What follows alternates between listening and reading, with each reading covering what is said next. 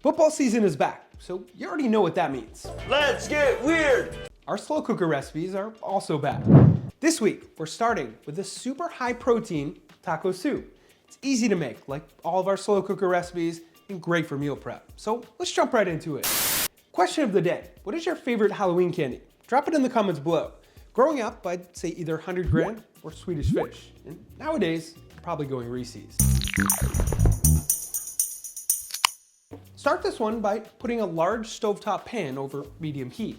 Add in a tablespoon of oil and choose your lean ground meat.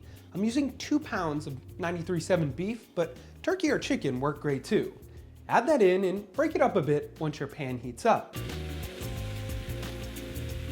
Continue by adding in half a chopped up onion and 4 teaspoons of minced garlic.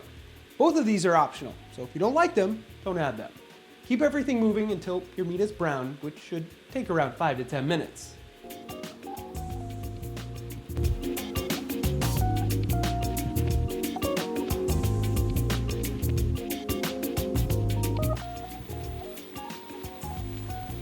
You didn't use a lean meat or seem to have excess liquid, you can drain it if you want. Add that brown mix into the bottom of your slow cooker.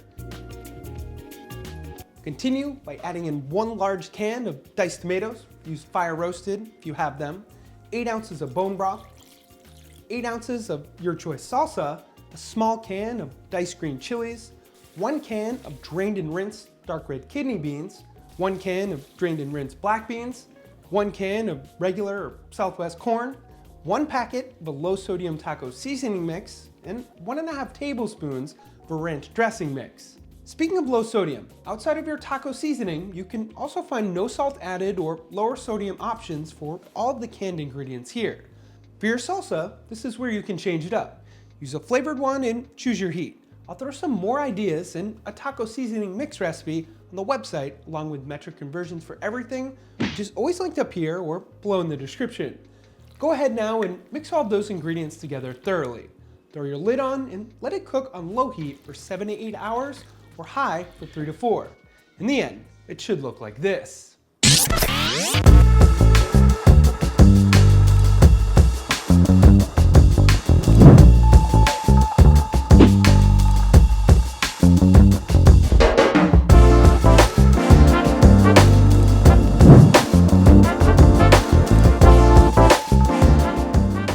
Couple tips to this one. Number 1, you don't have a way to heat it up. It tastes great cold.